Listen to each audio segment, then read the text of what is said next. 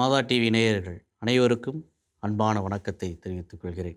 இன்றைய நற்செய்தியிலே ஆண்டவர் இயேசு கிறிஸ்து 2 முக்கிய செய்திகளை இன்றைய நாளில் நமக்கு சொல்கிறார்.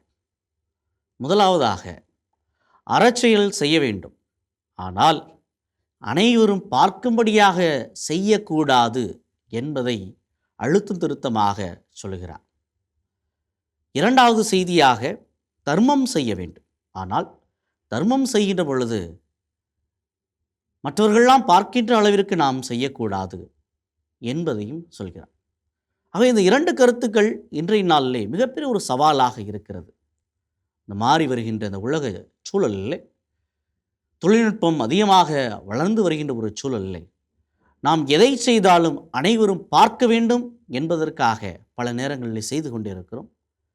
செய்கின்ற செயல்பாடுகளிலே அதை மற்றவர்கள் பார்க்கும்படியாக சமூக ஊடகங்கள் வழியாக நாம் தெரிவித்துக் கொண்டிருக்கிறோம். ஆனால் ஆண்டவர் இயேசுனுடைய எண்ணம் மாறுபட்டதாக இருப்பதாக இன்றைய நாளில் நாம் பார்க்க முடிகிறது. அறச்செயல் அனைவரும் பார்க்கும்படியாக செய்யக்கூடாது என்கிறார். அப்படி என்றால் இதை யார் செய்வார்கள் என்ற ஒரு கேள்வியை எழுகின்றது. யார் மற்றவர்கள் பார்க்கும்படியாக செய்யக்கூடிய மக்களாக இருக்கிறார்கள் என்ற ஒரு கேள்விக்கு தங்களை ஒரு தூய்மைவாதிகளாக எண்ணக்கூடியவர்கள் செய்வார்கள். மக்களிடமிருந்து புகழை தேடக்கூடியவர்கள் இது போன்ற செயல்பாடுகளில் ஈடுபடுவார்கள். மக்களின் அங்கீகாரத்தை நாடக்கூடியவர்கள் இது போன்ற செயல்பாடுகளிலே ஈடுபடுவார்கள். ஆனால் நாம் செய்கின்ற ஒவ்வொரு செயல்பாடும் மனிதர்களை மேம்படுத்துவதை காட்டிலும் கடவுளின் மகிமைக்காக செய்கிறோம் என்ற எண்ணம் நம்மிடத்திலே இருக்கின்ற பட்சத்தில் நாம் மனிதர்களிடமிருந்து புகழையோ அங்கீகாரத்தையோ பெறுவதற்கு நாம் ஒருபோதும் உழைக்க மாட்டோம், அதற்கான நாட்டத்தை கொண்டிருக்க மாட்டோம் என்பதுதான் நிதர்சனமான உண்மை. ஆகவே நாம் எதை செய்தாலும் ஆண்டவருக்காக செய்கிறோம். இந்த பவுலடியார் சொல்வதைப் போல, நான் உண்டாலும் குடித்தாலும் அது கடவுளின் மகிமைக்காகவே என்ற ஒரு எண்ணத்தை நாம் ஒவ்வொருவருமே கொண்டிருக்க வேண்டும். அது சிறிய உதவியாக இருக்கலாம், அல்லது பெரிய உதவியாக இருக்கலாம், சிறிய சமூக செயல்பாட்டாக இருக்கலாம், அல்லது பெரிய அளவிலே சமூகத்திலே மாற்றத்தை ஏற்படுத்தக்கூடியதாக இருக்கலாம். எதுவானாலும் என்னுடைய தனிப்பட்ட மனித மகிமைக்காக அல்ல, மாறாக கடவுளின் மகிமைக்காக நான் செய்கிறேன் என்ற எண்ணம் நம்மிடத்தில் இருக்கின்ற பட்சத்தில் நாம் செய்கின்ற செயல்பாட்டை பெரிதளவில் தம்பட்டம் அடித்து கொண்டு காண்பிக்க மாட்டோம் என்பதை முதல் செய்தியாக நாம் பார்க்கின்றோம். இரண்டாவதாக, தர்மம் செய்கின்ற பொழுது வெளிவேடக்காரரை போல் செய்ய வேண்டாம் என்று ஆண்டவர் இயேசு சொல்கிறார்.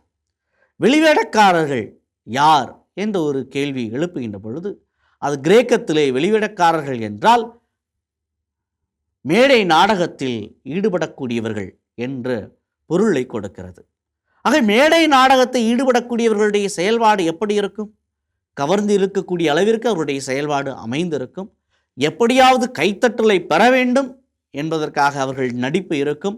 எப்படியாவது நான் மக்கள் மத்தியிலே நான் பேசப்பட வேண்டும் என்பதற்காக அவருடைய நடிப்பு இருக்கும். இதை பரிசேயர்களும் சதுசேயர்களும் செய்து கொண்டிருந்தார்கள். ஆண்டவர் இயேசு கிறிஸ்து இதை மாற்றி அமைக்க முயற்சிக்கிறார். இதுபோன்ற செயல்பாடுகளில் ஈடுபட வேண்டாம் என்று தன்னை பின்பற்றுகின்ற அப்போஸ்தலர்களுக்கும் சீடர்களுக்கும் இந்த செய்தியை கொடுக்கிறார். நாம் செய்கின்ற செயல்பாடு ஒருபோதும் மற்றவருடைய கைத்தட்டலை பெறுவதற்காக இருக்கக்கூடாது, மற்றவருடைய அங்கீகாரத்தை பெறுவதற்காக இருக்கக்கூடாது. ஆகவே நாம் செய்கின்ற சிறிய தர்மம் அது கடவுளின் மகிமைக்காக, கடவுளின் புகழுக்காக இருக்க வேண்டுமே தவிர நம்முடைய மகிமைக்காக இருக்கக்கூடாது என்பதை ஆண்டவர் இயேசு குறிப்பிடுகிறார். ஆக இந்த நாளில் நாம் சற்று சிந்தித்து பார்க்க அழைக்கப்படுகிற அன்புக்குரியவர்களே, நாம் எந்த மனநிலையோடு சமூக செயல்பாட்டையும் தர்மத்தையும் செய்து கொண்டிருக்கிறோம்? வெளிவேடக்காரர்களைப் போல செயல்படுகிறோமா, அல்லது உண்மையாகவே கிறிஸ்துவின் மனப்பாங்கோடு கிறிஸ்துவின் மனநிலை கொண்டு செயல்படுகிறோமா என்பதை சிந்தித்தவர்களாய் நாம் எப்பொழுதுமே கிறிஸ்துவைப் போல கடவுளின் மகிமைக்காக உழைக்கக்கூடிய மக்களாக இருப்போம். கடவுளால் மகிமைப்படுத்தப்படுவோம். இறைவன் உங்களை ஆசீர்வதிப்பாராக. ஆமேன். இயேசுவுக்கே புகழ், இயேசுவுக்கே நன்றி. மரியே வாழ்க.